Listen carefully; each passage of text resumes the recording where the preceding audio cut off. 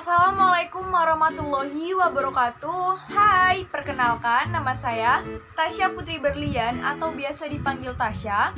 Saya dari kampus Politeknik Alih Usaha Perikanan Jakarta dan sekarang saya berada di tingkat 2 atau tingkat madiyah dari program studi Teknologi Pengolahan Hasil Perikanan semester 3. Nah, teman-teman semua, kira-kira di masa pandemi ini kalian pada bosen gak sih kalau makan ikan cuman direbus atau digoreng-goreng saja? Pasti bosen kan? Nah, untuk kesempatan kali ini saya bakal ngasih tahu kalian gimana caranya buat produk olahan berbasis surimi. Tetapi sebelum itu saya bakal mengikuti praktik terlebih dahulu di pedagang UMKM dan saya bakal mengikuti formulasi dari referensi jurnal yang udah saya tentukan. Tapi sebelum itu, kalian udah pada tahu belum ya apa itu surimi dan apa itu pengertian surimi? Yuk kita simak penjelasannya. Surimi atau secara harfiah berarti daging yang dilumatkan. Surimi berbahan dasar ikan dan biasanya berbentuk pasta.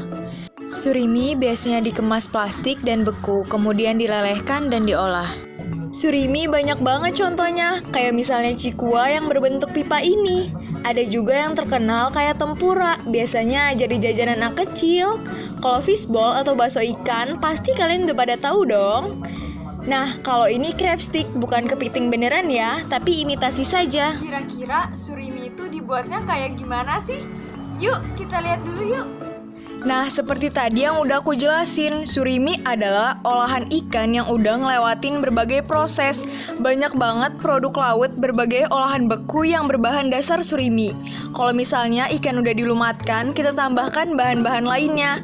Misalnya garam, bumbu-bumbu, terus ada minyak sayur, dan juga ada es batu. Itu untuk menjaga suhu agar tetap terjaga kualitasnya. Yang terakhir, masukin tepung terigu. Kalau udah selesai, tinggal diaduk sampai kalis. Nah, sekarang kalian udah tahu kan apa itu surimi dan cara pembuatan surimi itu kayak mana?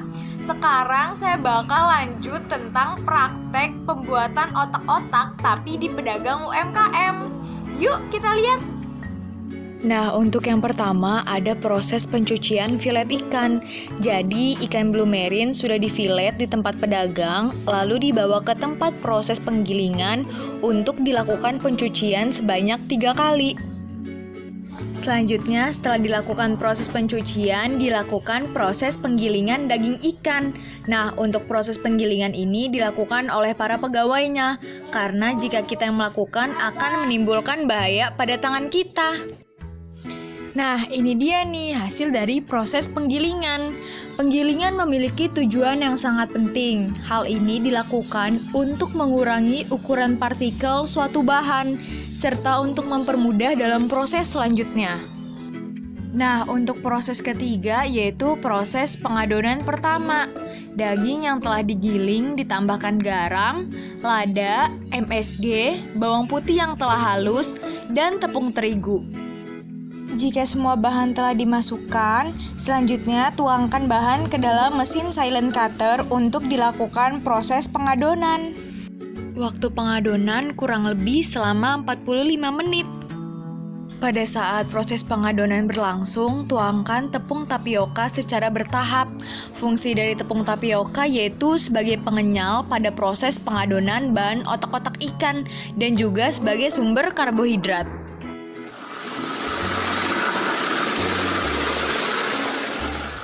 Setelah 45 menit atau adonan sudah kalis, masukkan adonan ke dalam kantung plastik.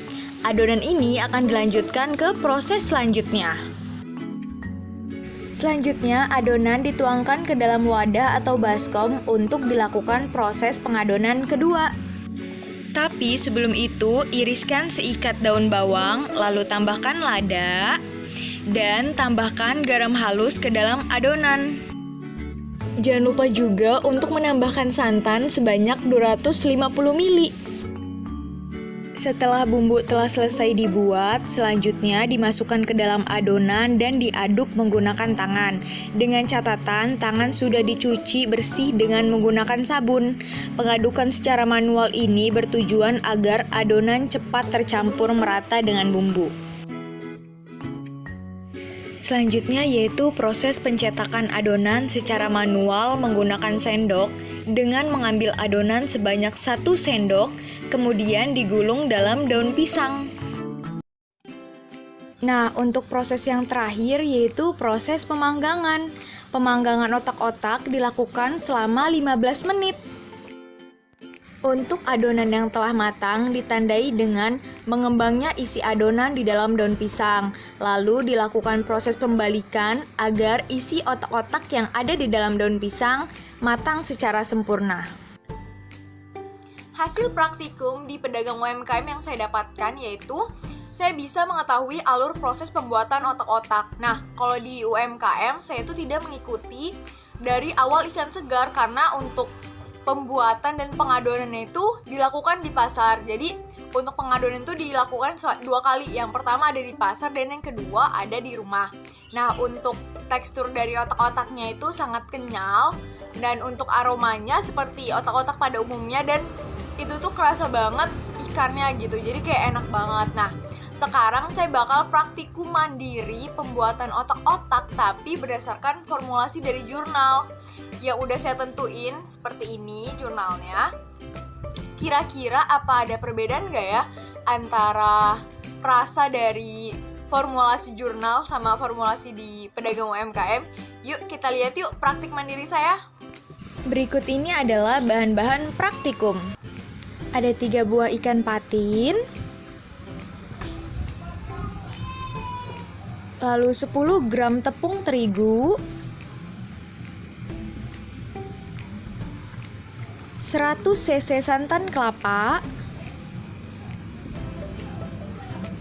2 gram garam, 1 gram penyedap rasa, 2 garam merica, 1 putih telur, 4 gram gula, 4 gram bawang putih, 100 gram tepung tapioka, minyak, dan 2 gram irisan daun bawang. Proses yang pertama yaitu proses pembuatan surimi dari ikan patin. Patin yang telah melalui proses penyiangan dan pencucian, selanjutnya dilakukan proses pemotongan bagian kepala dan ekor ikan.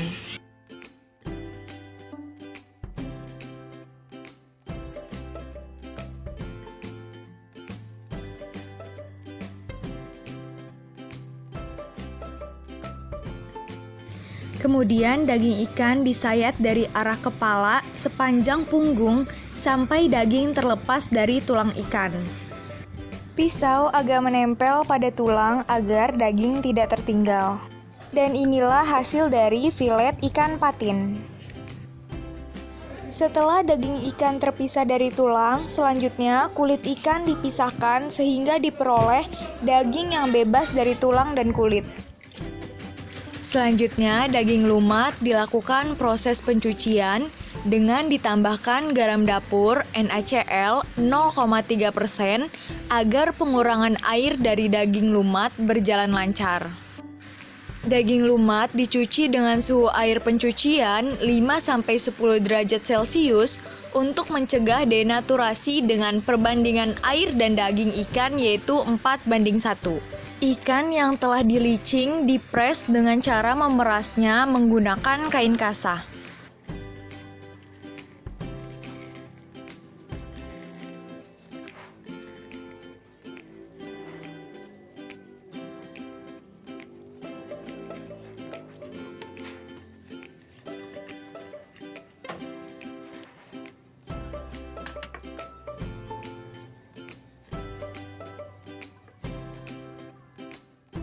Untuk proses penghalusan atau pelumatan daging ikan, kita menggunakan blender hingga didapat daging lumat halus menyerupai bentuk pasta dan pada saat pelumatan ini tambahkan gula 3%.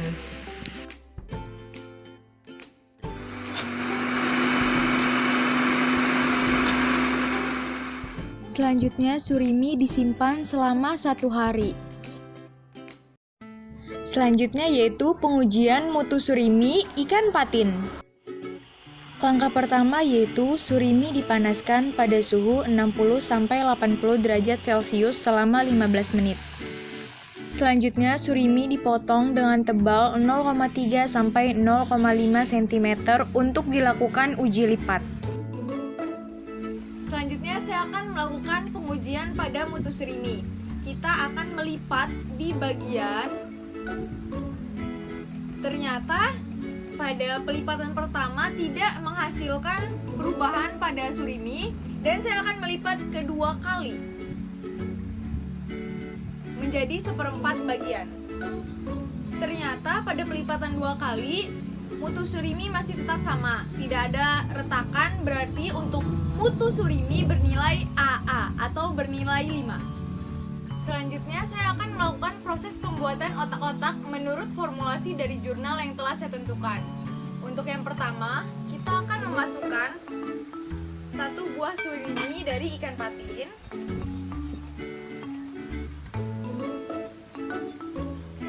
Selanjutnya masukkan garam 2 gram dan aduk hingga merata.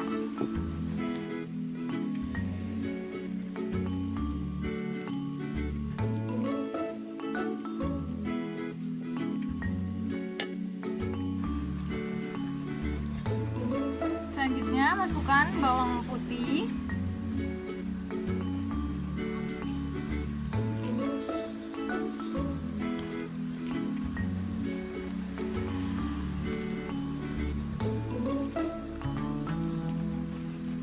masukkan tepung,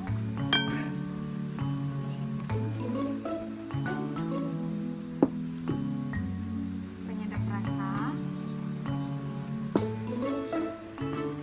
merica, gula,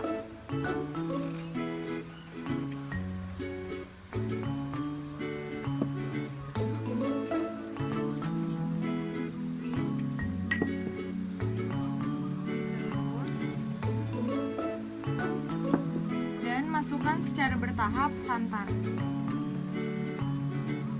Lalu aduk hingga merata.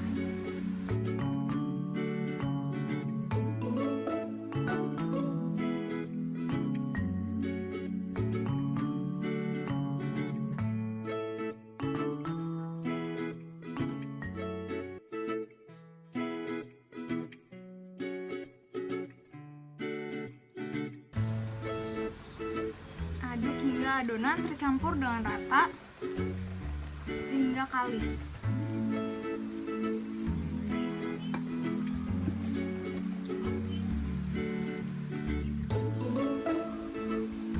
Masukkan daun bawang,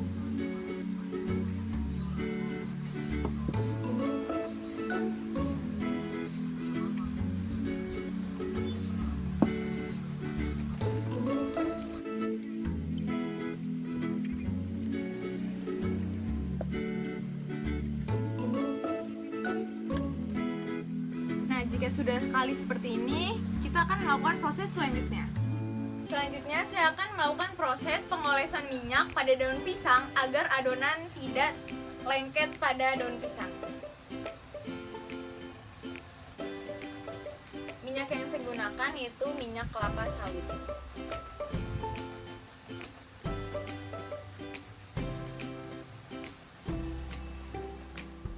Selanjutnya, saya akan melakukan proses pengemasan.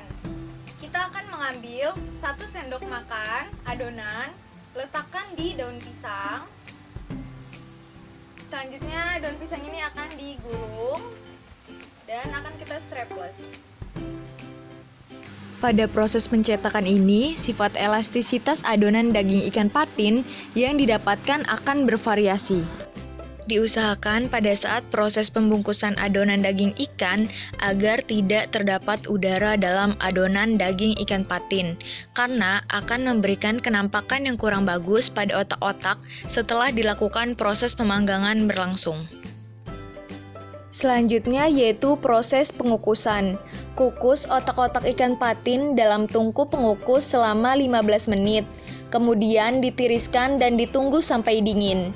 Pengukusan ini ditujukan untuk memperpanjang daya awet otak-otak ikan yang akan disimpan beku atau untuk dikonsumsi. Nah, setelah 15 menit, angkat otak-otak ikan patin dari tungku pengukus untuk dilanjutkan ke proses penirisan.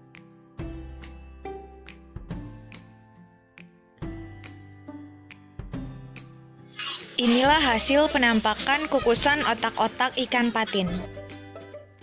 Proses terakhir yaitu otak-otak dipanggang selama 10 menit yang bertujuan untuk menghangatkan dan meningkatkan cita rasa dari daun pisang tersebut. Dan yang terakhir, inilah penampakan hasil praktikum pembuatan otak-otak ikan patin dari formulasi jurnal yang udah saya tentukan. Sekian video praktikum dari saya. Apabila ada salah kata ataupun perbuatan, saya mohon maaf. Wabillahi taufik walhidayah. Wassalamualaikum warahmatullahi wabarakatuh.